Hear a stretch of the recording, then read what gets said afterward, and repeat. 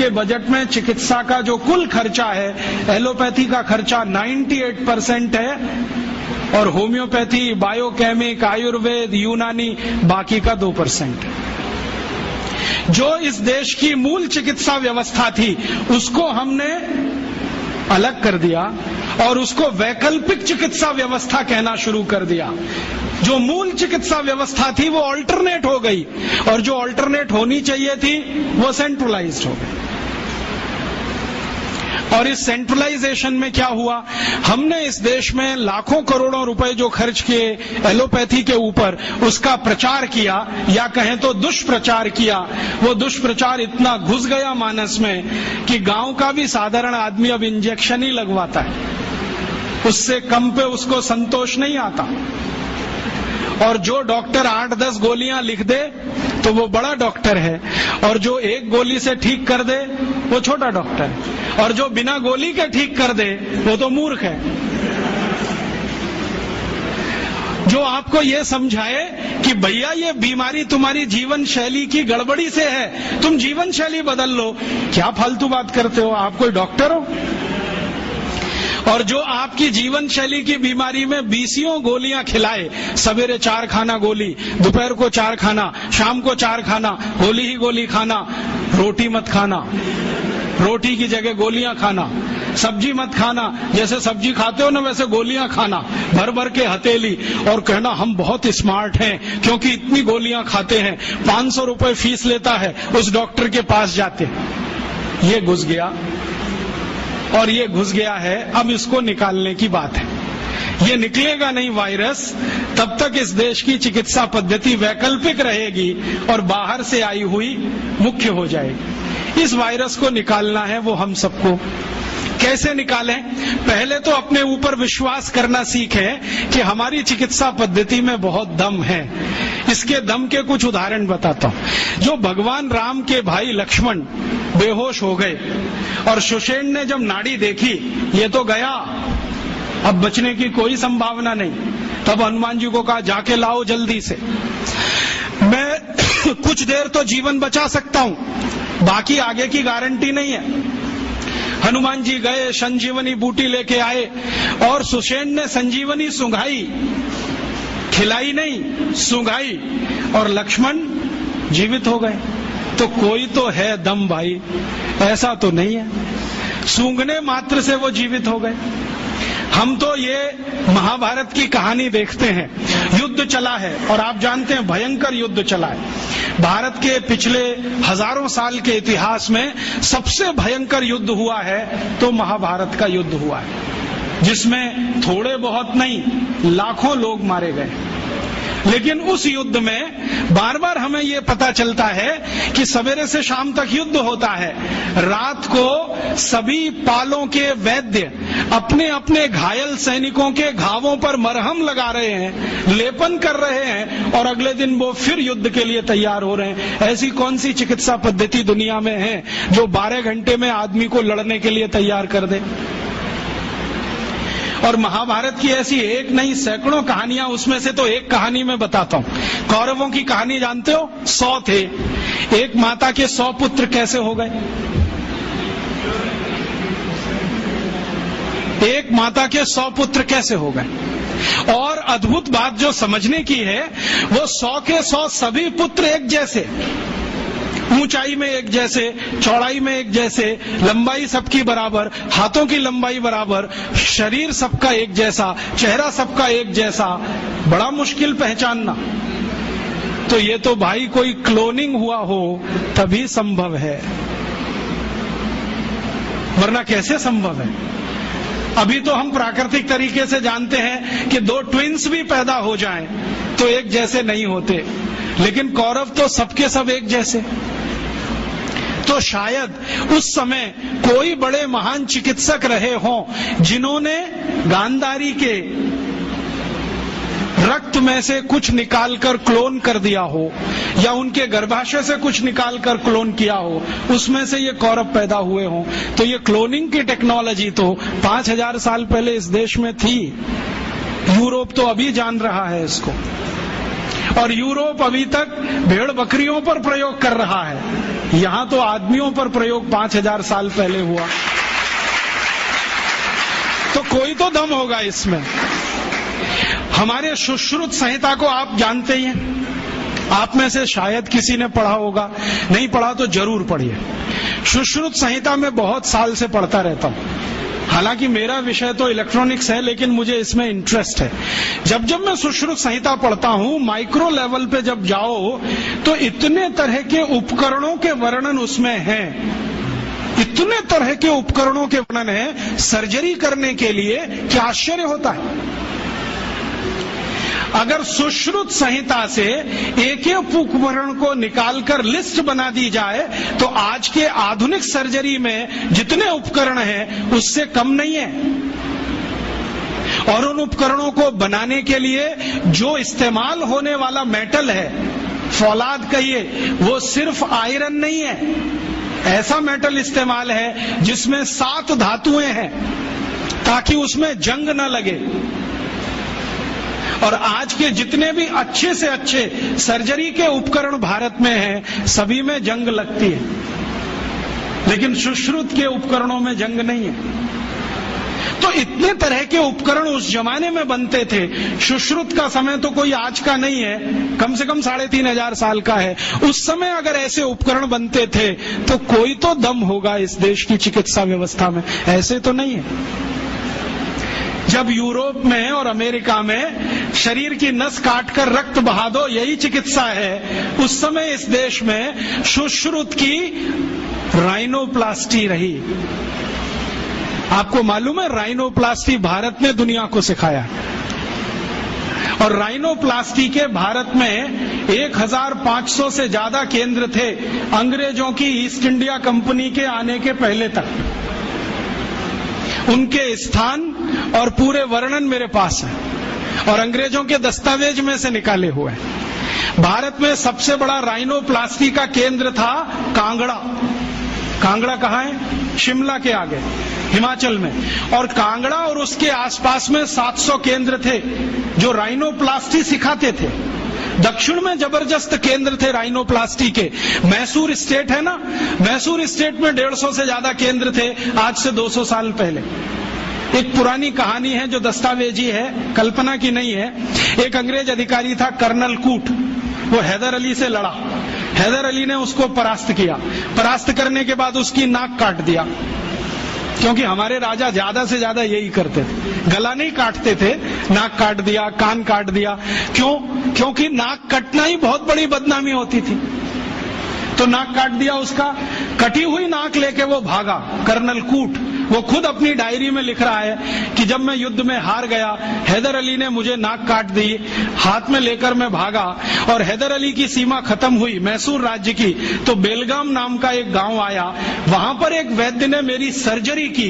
21 दिन मुझे अपने घर में रखा, सर्जरी करके लेपन लगाया, मेरी नाक जोड़ दिया। और आज मैं पार्लियामेंट के सामने कह रहा हूं कि भारत के वैद्यों को इतना ज्ञान है, वो ये सब कर सकते हैं। इसलिए हमें भारत में अपने लोगों को भेजकर ये विद्या सीखनी चाहिए। ये उसका भाषण है हाउस ऑफ कॉमन्स। तो कर्नल कूट के इस भाषण को सुनने के बाद अंग्रेजी सरकार ने तय किया, चलो कुछ लोगों को भेजो। तो अंग्रेज आए, उन्होंने यहाँ सर्जरी सीखना शुरू किया। और जो अंग्रेजों ने सर्जरी सीखा है वो लिख रहे हैं कि जो जातियां भारत में सर्जरी में मास्टर थी वो सब नाई थे। नाई समझते हैं? बाल काटने वाले, ये सब सर्जन थे 200 साल पहले। हाँ, सब सर्जन थे 200 साल। अब जरा सोचो कि नाई अगर सर्जन रहे हों तो वो पिछड़ी जाति कैसे हुई? अंग्रेजों ने उनको 1881 के सर्वे में पिछड़ी जाति घोषित किया। उसके पहले इस देश में नाई कभी भी पिछड़ी जाति में नहीं थे। 1881 में सेंसस हुआ सबसे पहला, और आज तक वो चल रहा है, हर 10 साल में होता है जनसंख्या का गणना। अंग्रेजों ने पहली गणना में नाइयों को पिछड़ा वर्ग में डाल दिया। और एक अंग्रेज कहता है कि ये अच्छा ही है, क्योंकि ये विद्या में इतने ऊंचे हैं, अगर इनको नीचे नहीं लाओगे ये गुलामी कभी स्वीकार नहीं करेंगे।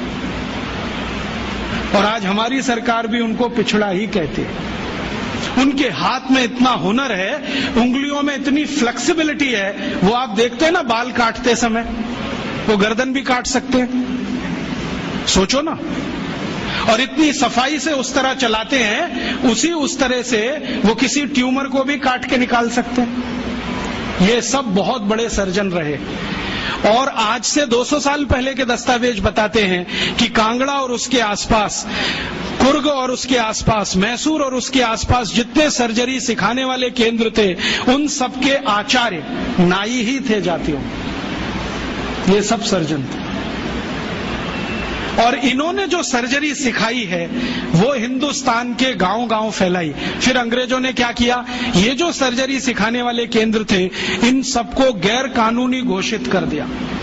एक कानून बनाया जिसका दुर्भाग्य से नाम है इंडियन एजुकेशन एक्ट। उसमें इंडियन कुछ भी नहीं है, नाम उसका इंडियन एजुकेशन एक्ट। उस कानून में उन्होंने ये तय किया कि भारतीय विद्याओं को सिखाने वाले जितने भी केंद्र हैं वो सब गैर कानूनी।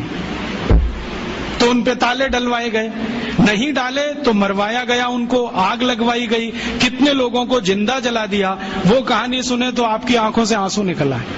ये अत्याचार 100 साल हुआ, उसमें ये विद्या खत्म हो गई।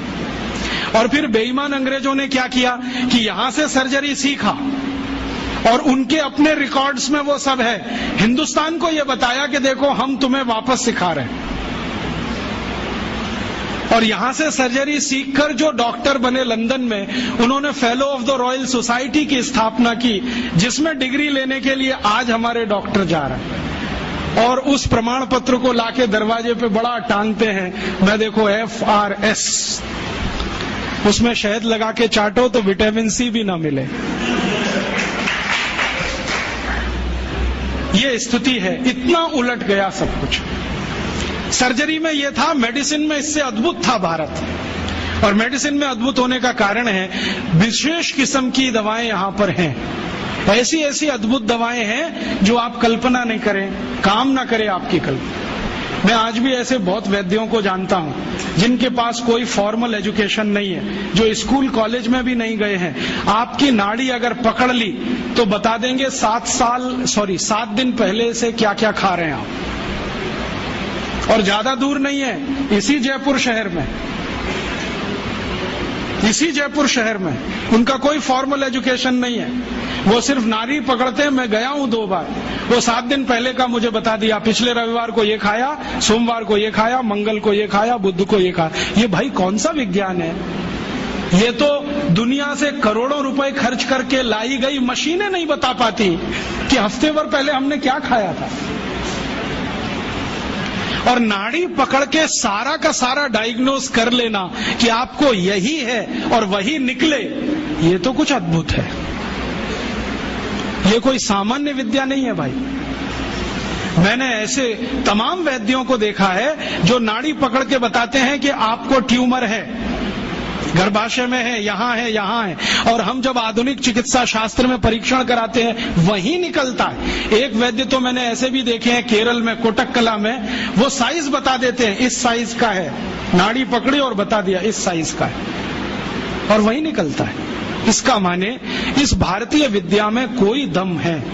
और वो दम अगर हमको दिखाई दे जाए तो आत्मविश्वास हमारा लौट आएगा और हमारी हीन भावना कुछ कम हो जाएगी। और हीन भावना कम हो जाए तो हम शायद दुनिया जीत लेंगे।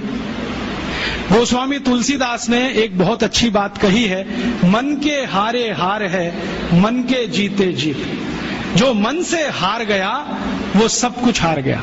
आप मन से हारना बंद कर दो, बहुत कुछ जीतने के लिए इस देश में। एक ताजा उदाहरण देता हूं। आजकल भारत में एक खराब बीमारी घुस गई है, चिकनगुनिया। लाखों लोग प्रभावित हैं। मैं 6 महीने से गांव-गांव घूम के उसका इलाज कर रहा हूं और आपको सुनकर ताज्जुब होगा, ज्यादा लोगों को इलाज में मैं एक ही बात बताता हूं, तुलसी का काढ़ा पी लो, नीम की गिलोय होती है ना, उसको भी उसमें डाल लो, थोड़ा सूंठ डाल लो, थोड़ी छोटी पीपर डाल लो, बस ये 4-5 चीजें, और थोड़ा गुड़ डाल लो क्योंकि ये कड़वा इतना है कि पी नहीं पाओगे।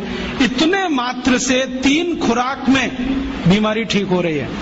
और जो एलोपैथी से कर रहे हैं ना, बोवेरॉन के 3-3 इंजेक्शन ठोक दो, डाइक्लोफेनेक दे दो और पैरासीटामोल भी दे दो, जो तुम्हारे पास है सब दे दो। 20-20 दिन से बिस्तर में पड़े तड़प रहे, 20-20 दिन से। अभी आज मैं आया भीलवाड़ा से, और आने का देरी का कारण भी यही है कि वहां 1 लाख लोग चिकनगुनिया से पीड़ित हैं।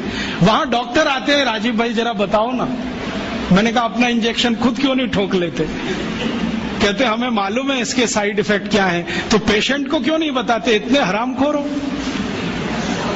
तुम्हें मालूम है कि इसका साइड इफेक्ट क्या है? बोवेरॉन लगाएंगे तो क्या होने वाला है? मुंह में छाले हो जाएंगे, गले में छाले हो जाएंगे, अल्सर भी हो सकता है, तुम जानते हो, फिर पेशेंट को क्यों नहीं बताते? ये हरामखोरी तुम में कहां से आ गई? अपने को इंजेक्शन ठोकोगे नहीं, उसको ठोकते जाओ, तुम्हें मालूम नहीं है ठीक नहीं होगा, फिर पैरासीटामोल देते जाओ, डाइक्लोफेनेक देते जाओ, नोवलजीन के इंजेक्शन लगाते जाओ। और दुर्भाग्य से एलोपैथी ने ये सब नाम 20 साल पहले बैन कर दिए। वो कहते हैं डाइक्लोफेनेक खराब है, पैरासीटामोल तो और भी खराब है, नोवलजीन तो 1984 से बैन है यूरोप में और अमेरिका में, वही इंजेक्शन यहां ठोक रहे हैं लगातार। दुष्परिणाम है कि मरीज ठीक ही नहीं हो रहे। और मैं आपको मेरा अपना तजुर्बा बताता हूं, आप में से कुछ विद्यार्थी होम्योपैथी के हैं, आप जानते हैं कि होम्योपैथी की बहुत सारी दवाएं आयुर्वेद से ही निकली। तुलसी है ना, उसी से ओसीमम है। ओसीमम की 3-3 खुराक देके कर्नाटक में 70,000 रोगियों को चलता कर दिया, और वो 20-20 दिन से एलोपैथी खा रहे थे, रिजल्ट नहीं आ रहा है। ओसीमम 200 की 3 खुराक सफिशिएंट, और आदमी 20 दिन से तड़प रहा है बिस्तर में, न नींद आ रही है, न चैन मिल रहा है, इतनी उल्टियां हो रही हैं, बुखार उतर नहीं रहा है, सब तकलीफ है। 3 डोज दो, खत्म कहानी। माने उसको फिर कुछ जरूरत ही नहीं। और फिर आज स्थिति यह है कि कर्नाटक सरकार ने हमारे ये कैंपों के रिजल्ट देखने के बाद अपने डायरेक्टर्स और ज्वाइंट डायरेक्टर सबको लाइन से लगा दिया, जाओ राजीव दीक्षित के पास, सीखो उससे वो क्या दे रहा है और रिजल्ट क्यों आ रहा है। हमने 70,000 पेशेंट को दवा दी, 6 मरे, और उन्होंने 1,22,000 को दी, उसमें से मुश्किल से 6 बचे। ये कर्नाटक का हाल है। कर्नाटक में चिकनगुनिया इतना बुरी तरह से फैला है, कोई गांव नहीं बचा जहां चिकनगुनिया ना हो। मेरी तो स्थिति यह है कि कार्यकर्ता कम पड़ गए, डॉक्टर कम पड़ गए। अगर मेरे पास 1,000-2,000 डॉक्टर होते तो हम कर्नाटक के उन लाखों लोगों को बचा लेते जो मर गए पिछले 6 महीने। महाराष्ट्र में भी यही है, रिजल्ट मिलते हैं उन दवाओं से, तो भरोसा क्यों नहीं करें उनके ऊपर। ओसीमम तो तुलसी में से ही बनी है भाई, और तो क्या है, डाइल्यूशन फॉर्म में है, बस इतना ही तो है। और तुलसी का काढ़ा समझ लो मदर टिंचर फॉर्म है उसका, तो काढ़ा दे दो तो समझ लो मदर टिंचर दे दिया, और पोटेंसी में दिया तो डाइल्यूट करके दिया। और आप जानते हैं कि ये आयुर्वेद का ही सिद्धांत है कि औषधि की मात्रा जितनी कम रखो, असर उतना ही अधिक है। होम्योपैथी तो इसी पे काम करते है। तो अपने विज्ञान में दम तो है, अपनी विद्या में दम तो है, बस इसका प्रचार करने की बात है। प्रचार कौन करेगा? आप करेंगे। और इसका सबसे सरल तरीका है walk walk walk and talk talk talk, सबसे सरल तरीका। अगर आप इसका अपनी विद्याओं का प्रचार करना चाहते हैं, सरकार तो करेगी नहीं, क्योंकि वो एलोपैथी के चंगुल में फंसी है। हमारी सरकार के 2 मंत्रियों का तो मेरा तजुर्बा है पिछले 6 साल में। जब जब मैं उनके पास गया स्वास्थ्य मंत्री को मिलने के लिए, वो कहते राजीव भाई ये सब हमको समझता है, कर कुछ नहीं सकते, क्योंकि ऐसा जकड़ के रख लिया है। तो मैंने कहा इसमें आग तो लगा सकते हो, आग ही लगा दो हनुमान जी की तरह से, रावण की लंका एक बार जल जाए, कम से कम कहानी तो खत्म हो जाए। तो कहते हैं उतनी हिम्मत अभी तक नहीं आई है, आ जाएगी तो वो भी लगा देंगे। तो उनमें तो आने से रही, क्योंकि वो तो फंसे हैं अपने स्वार्थ में।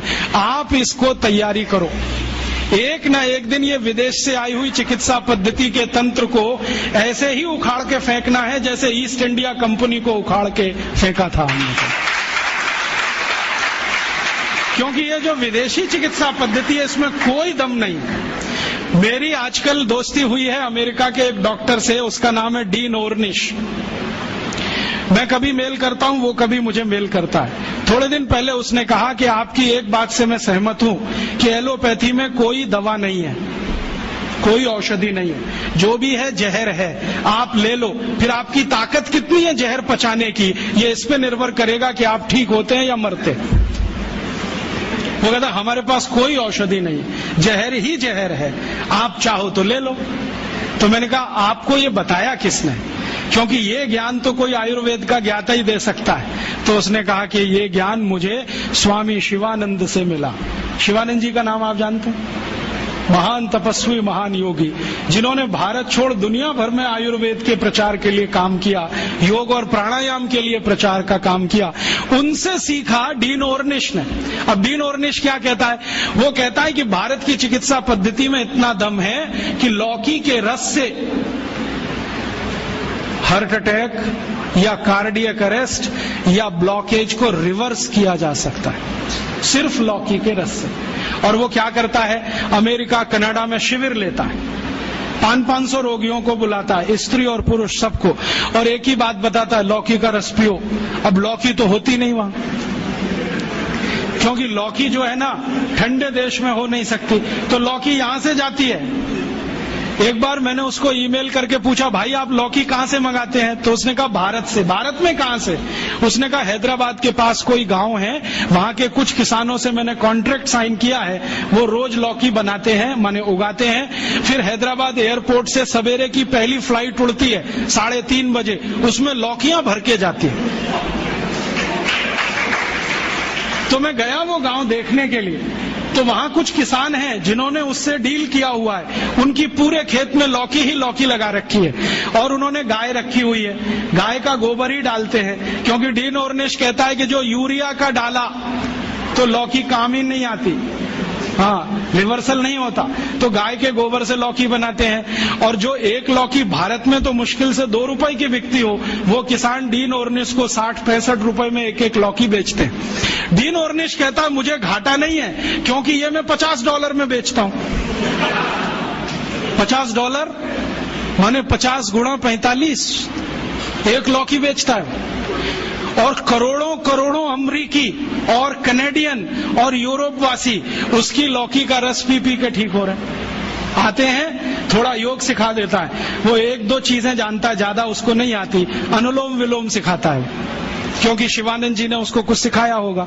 थोड़ा अनुलोम विलोम सिखाता है, थोड़ा भस्त्रिका करा देता है, लौकी का रस पिलवाता है और उसको ठीक कर रहा है।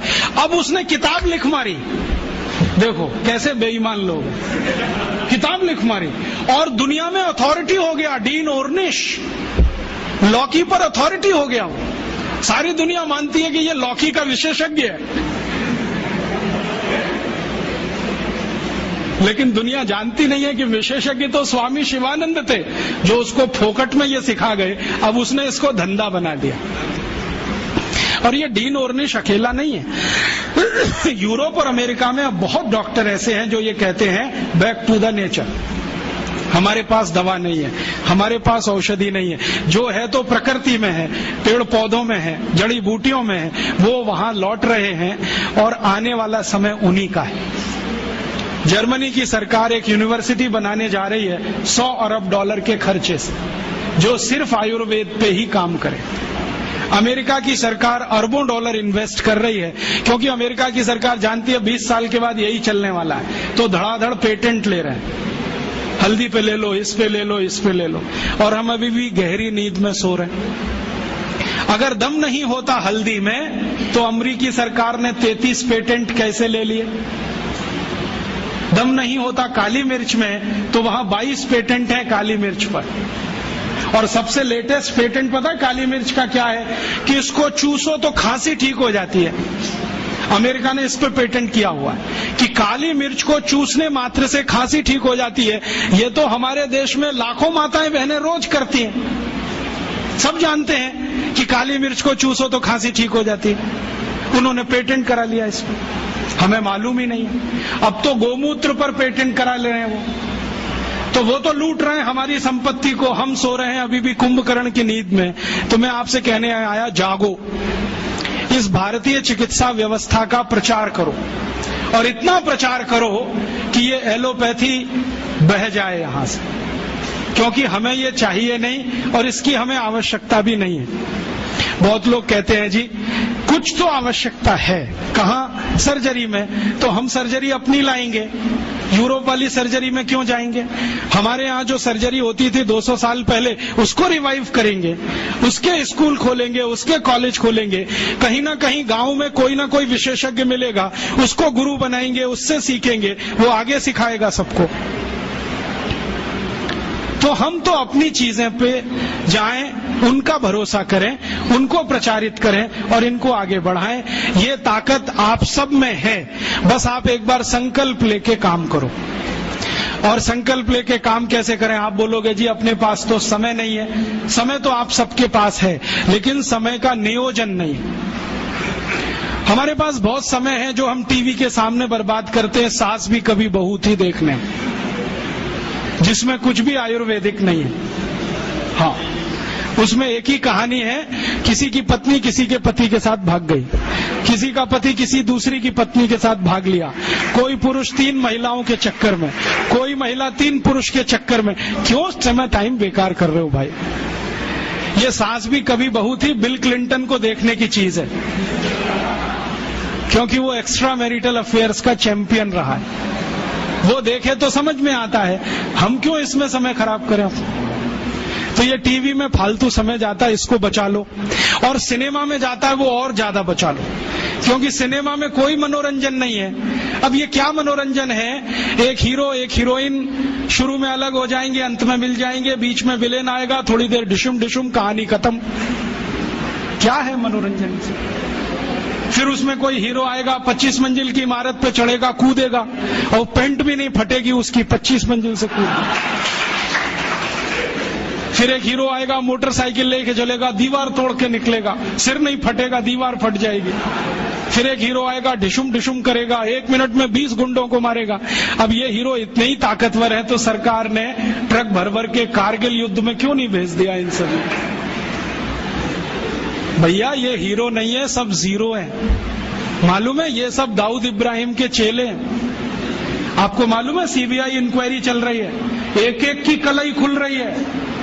पता चला वो दाऊद इब्राहिम के घर में जाके नाच के आते हैं, दाऊद इब्राहिम के दिए गए पैसे से फिल्में बनाते हैं। और दाऊद इब्राहिम इस समय मोस्ट वांटेड क्रिमिनल है, जिसको पुलिस गिरफ्तार करना चाहती है, क्योंकि बम ब्लास्ट सबसे ज्यादा वो ही कराता है। उस दाऊद इब्राहिम के पैसे पे नाच गाना करने वाले ये नचनिए गवनिए, ये हमारी जिंदगी का करोड़ों घंटे खा जाएं, तो ये हमारी मूर्खता है। अपनी इस मूर्खता से थोड़ा बाहर आओ, फालतू में ये समय बर्बाद मत करो। क्योंकि विद्यार्थी जीवन में मैं बहुत सुना करता था, टाइम इज मनी, और इसको आप खर्च कर रहे हो। और आप जानते हैं गया हुआ समय वापस नहीं आएगा। तो ये फालतू समय सिनेमा में, टीवी में जो बर्बाद कर रहे हो, इसको भारतीय चिकित्सा पद्धति के प्रचार में लगाओ। अब आप बोलोगे जी प्रचार कैसे होगा? तरीके मैं बताता हूं। आप छोटी छोटी टीम बनाओ, ग्रुप बनाओ। आप तो थोड़ा होम्योपैथी जानते हो ना, तो होम्योपैथी में ऐसी बहुत दवाएं हैं जिनको सेलेक्ट करो जिनका बेस आयुर्वेद का है। और खासकर ऐसी बहुत दवाएं हैं जो 100% वेजिटेरियन है, माने फूल पौधे पत्ती से बनी हुई है ना, उनकी एक सूची बनाओ। इन्हीं दवाओं का उपयोग करो।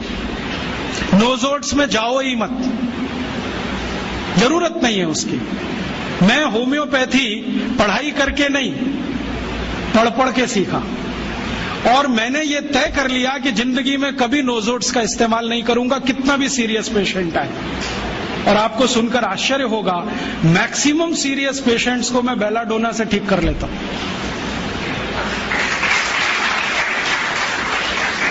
एक बार एक होम्योपैथी कॉलेज के प्रिंसिपल ने मुझे पूछा कि राजीव भाई आपकी बेलाडोना इतनी पसंदीदा मेडिसिन क्यों है? मैंने कहा ये सभी क्रोनिक केस क्लियर करती है। कैसे करती है? मैंने कहा ध्यान से देखो तो बहुत सारे पेशेंट में बेलाडोना ही निकलती है। हम ध्यान नहीं देते इसलिए इधर उधर भटकते रहते हैं। जब अकेली बेलाडोना इतने काम कर सकती है तो काय को ऐसी मेडिसिन में जाना जो अपनी चरित्र से, प्रकृति से, स्वभाव से मेल नहीं खाती। भारत में जानते हैं मैक्सिमम लोग शाकाहारी हैं, तो स्वभाव हमारा शाकाहारी पने का है, तो दवाएं भी वही सेलेक्ट कर लो जो शाकाहारी हैं। इन दवाओं की सूची बना लो और इनको लेके गांव-गांव जाओ। रविवार में जब छुट्टी होती है 2-3 घंटे के चिकित्सा शिविर लगाओ। पहले उनको